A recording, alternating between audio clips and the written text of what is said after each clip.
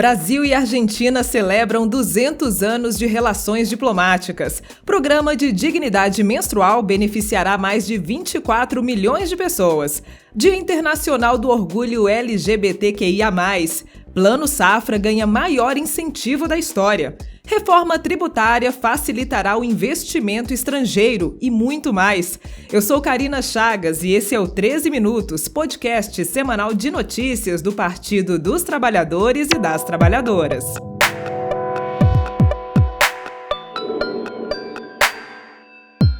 Sexta-feira, 30 de junho de 2023. Esta produção do PTcast está sendo gravada no estúdio Marisa Letícia. Eu sou mulher preta e estou usando camiseta cinza, calça jeans, tênis preto. Meus cabelos são castanhos, na altura dos ombros. Estou usando brinco de argola e as unhas estão pintadas com a cor que a gente mais gosta, vermelho.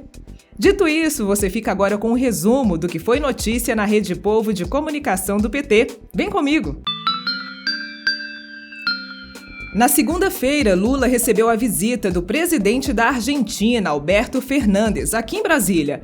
A visita teve como tema principal a comemoração dos 200 anos das relações diplomáticas entre os dois países. Na ocasião, os presidentes reafirmaram a aliança estratégica que prevê aumento do comércio entre Argentina e Brasil e também parceria no financiamento de projetos.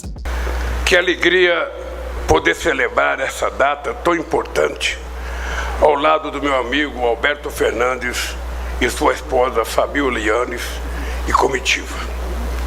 Ao condecorá-los com a Ordem Nacional do Cruzeiro do Sul e a Ordem de Rio Branco, prestamos justas homenagens a um casal amigos do Brasil.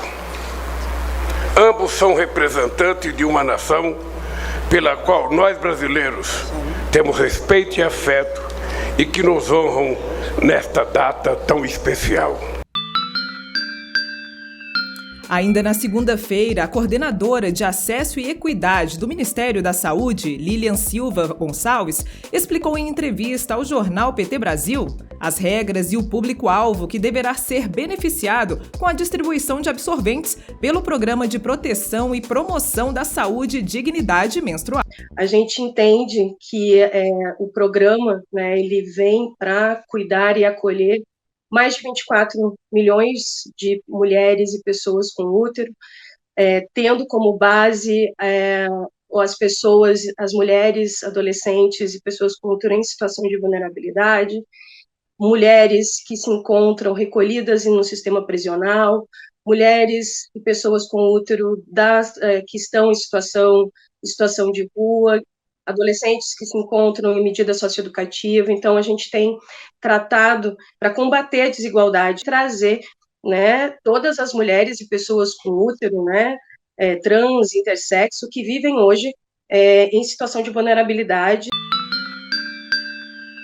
Já na terça-feira, o deputado federal Rogério Correia, do PT de Minas Gerais, falou sobre o andamento da CPMI do golpe, que entrou para a segunda semana de oitivas. O parlamentar destacou 3 pontos cruciais que resultaram nos ataques de 8 de janeiro, apresentados pelo depoimento do ex-chefe de operações da Polícia Militar do Distrito Federal, Jorge Eduardo Naime.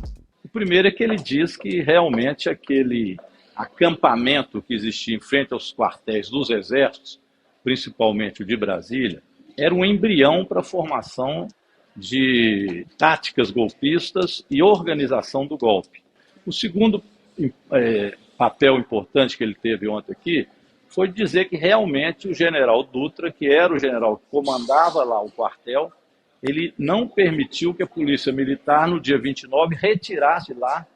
Estava próximo à posse do presidente Lula, dia 1º, já tinha ocorrido o dia 12, aquela quebradeira em Brasília, no dia da diplomação do presidente Lula, e no dia 29 eles iam retirar os golpistas e o general do Exército, general Dutra, não permitiu.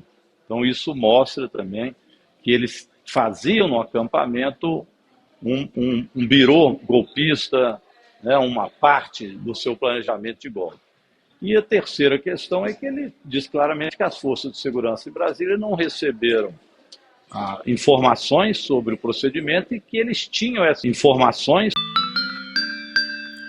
A importância de um diálogo permanente entre as organizações sociais e o Partido dos Trabalhadores foi o tema central da reunião promovida pela Secretaria Nacional de Movimentos Populares e Políticas Setoriais do PT. A secretária Lucinda Barbosa comentou sobre o encontro que ocorreu aqui em Brasília entre terça e quinta-feira desta semana. Lucinda ressaltou a importância da luta popular para a manutenção das políticas sociais implementadas pelo governo Lula. Então é esse esforço que a gente está fazendo. A gente começa a nossa reunião ontem aqui na nossa sede nacional, mas eu estava vindo já, segunda-feira nós tivemos uma ótima reunião com todas as organizações populares, os partidos de esquerda, as centrais, nesse intuito de a gente fazer essa retomada da organização popular, o que é muito importante para o governo dar certo.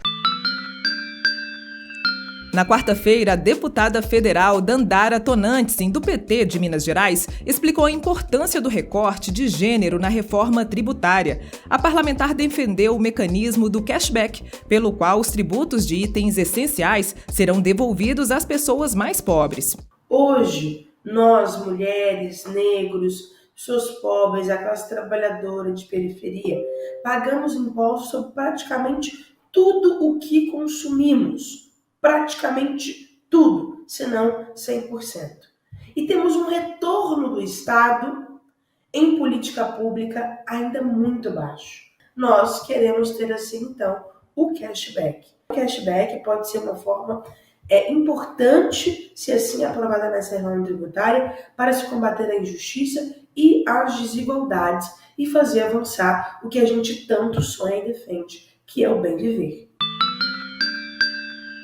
Esta semana ficou marcada pela celebração da inclusão e diversidade. Na quinta-feira, Dia Internacional do Orgulho LGBTQIA+, o governo anunciou em cerimônia no Palácio do Planalto ações em defesa dessa comunidade, que tem como símbolo uma bandeira multicolorida. Na ocasião, foram anunciados um conjunto de medidas que serão implementadas por diferentes órgãos do governo Lula.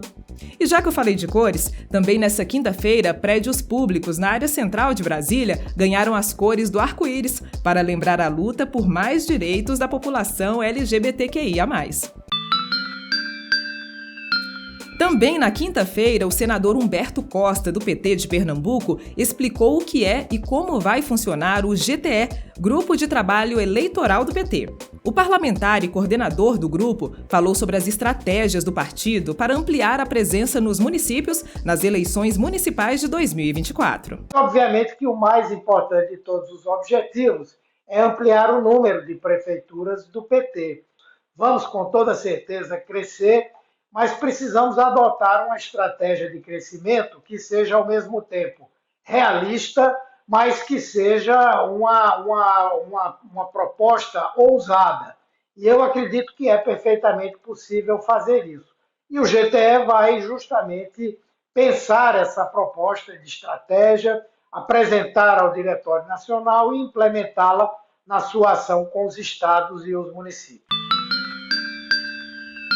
Ainda no último dia 29, a secretária executiva do Ministério do Desenvolvimento Agrário e Agricultura Familiar, Fernanda Machiavelli, esteve na Rede Povo de Comunicação do PT e comemorou o retorno do Plano Safra da Agricultura Familiar, anunciado na quarta-feira pelo presidente Lula. Serão destinados mais de 77 bilhões de reais para beneficiar os trabalhadores do campo que produzem alimentos para abastecer o país. Acho que uma principal novidade é a retomada dentro do Pronaf do Mais Alimentos. O Mais Alimentos ele financia maquinários e implementos agrícolas para a agricultura familiar.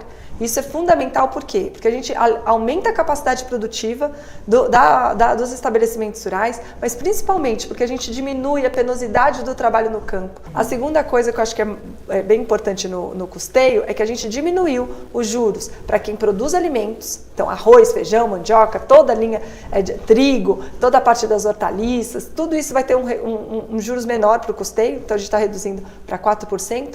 E para a sociobiodiversidade, as linhas, vamos dizer, as linhas que nós enfatizamos o elemento da sustentabilidade, né, produtos da sociobiodiversidade, a bioeconomia, a agroecologia, vai ter então um juros ainda menor de 3%.